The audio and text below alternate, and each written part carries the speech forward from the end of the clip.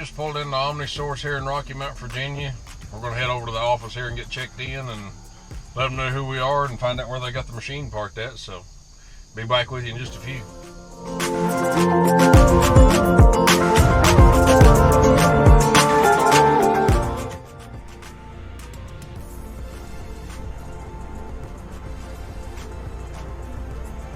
Alright guys, this is the 740. It is a 40-ton off-road dump truck. As you can tell, it is very heavily built. And it doesn't have a tailgate because, frankly, who needs it off the road? Tailgates are just simply to keep what you've got in the bed on the road. Now these trucks are just like any other road truck. You need to kind of give them a good check over. Make sure nothing's broke before you get started.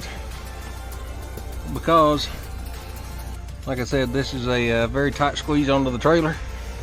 One little left or right too far one way or the other is a disaster waiting to happen. So we'll get her up on the truck and we'll see you in a few.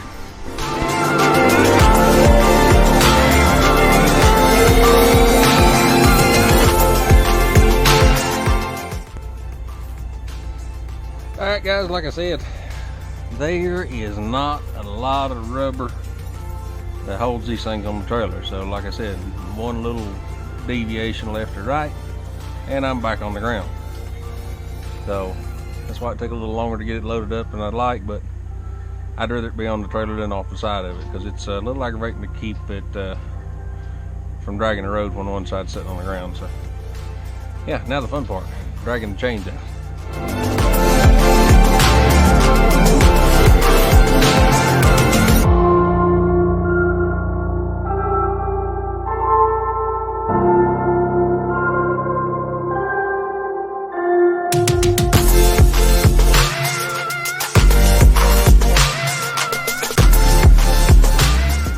This is what I meant. We have the chain hooked to the machine. We have our binder hooked in our chain here and here. And then the loose end of the chain is hooked to the trailer. Now if I was to leave this chain hook off and bring the binder down here, it's actually going to cut my working load limit by 40%. So this 12,000 pound setup is only going to be good for 7,000 pounds at that point. So you got to be careful about what you do.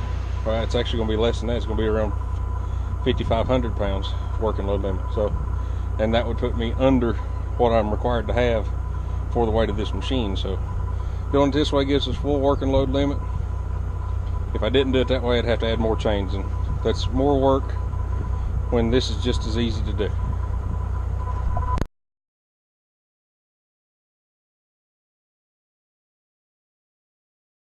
Alright guys, here we have it.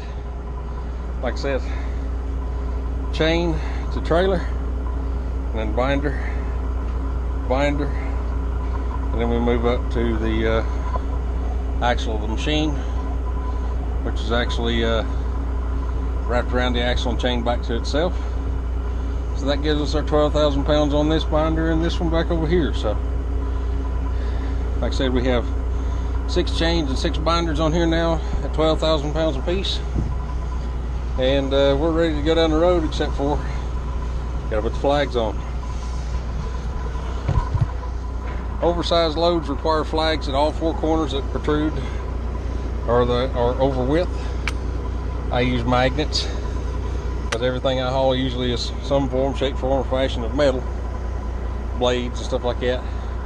We hook them on the wheel hubs here because the wheels are actually the widest point of the truck. Now we'll just give everything a quick walk around and check everything, make sure it looks snug. Give everything one nice little tug, make sure nothing shifted or loosened up. We got our flag here. Airbags are up. And you can tell I have a pressure gauge here that kind of tells me how much air pressure is in the bags. That's about 35 pounds divided over, let's see, 2, 4, 6, 8 bags. So it's not a lot of air pressure to hold this truck up. We have our strobe lights on the back, warning lights, or oversized load sign, which is required by DOT. And as you can tell, guys, this thing sticks off the trailer quite a bit. And I mean, right there's the mirror bracket, so I am close to 12 feet wide at full width. So DOT considers this part of the truck the width in the frame. They don't really count the mirror brackets because they're foldable. If I was going somewhere that was a tight space, I would probably get up there and give them a quick grab and fold them in real quick. So we tugged on that chain, it's good. The other two look snug. We just finished with the back two. We already have a flag here in the front bumper. Now with my trailer, I actually have the option of adding a few extra flags, which I try to utilize them because it's a little bit extra warning, but mainly, guys, this thing sticks off the trailer in this angle.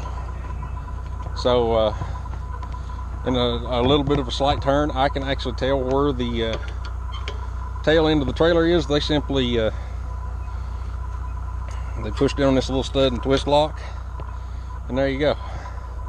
I have a flag that is 2 feet wider than the trailer. Like I said, I can spot that in the mirror pretty quick, so I can kind of get a general idea of where the back end of my trailer's at, so I don't have to guess. You know, like I said, I've done this for a while. I kind of know where everything's at, and I can judge where everything's at. But it's always nice to have that little bit of reassurance. And there she is, guys. Caterpillar 740 off-road truck, 6-wheel drive, 6x6 truck. 64,000 pounds. So we're going to get on down the road now, and yeah, I'll give a quick check on the lights on the front, and we'll be right back with you. As you can tell, the truck is very well lit in the front. Oversized load banner. DOT does specify size of them, so we have to be careful with that, not get one that's too small. I have 4 lights in the grill, 2 on each mirror bracket. I have 8 in the windshield. 48-inch light bar on top, and then yeah, we have the lights on the back of the trailer. So between them and the flags, which we are required to run, there shouldn't be any excuse of why you didn't see me. Not to mention I am close to 12 feet wide, 13 feet 6 inches high, and yeah, lit up like a Christmas tree. So as you can tell, the truck is pretty much dead center of the trailer, and you can see how far that flag sticks out there. Like I said, that kind of gives me something to catch in the mirror every now and then on turns. You can actually look forward and see right here is a blind spot in my mirror. I can see you right here, so you're at the second axle of the back of the trailer. So yeah, try not to ride next to them, guys. It's hard to see around them. It's cool to look at, by all means. I love questions, I love stopping, I love kids pumping that arm for the air horn. But try not to ride next to me. Just get up here where I can see you. Preferably in front, not beside. If you're behind, try to stay far behind. Because I do everything I can to get everything off of these trucks, guys, but I do miss stuff. It will fall off, at least for a little while. Alright guys, that's it. We're going to head down the road.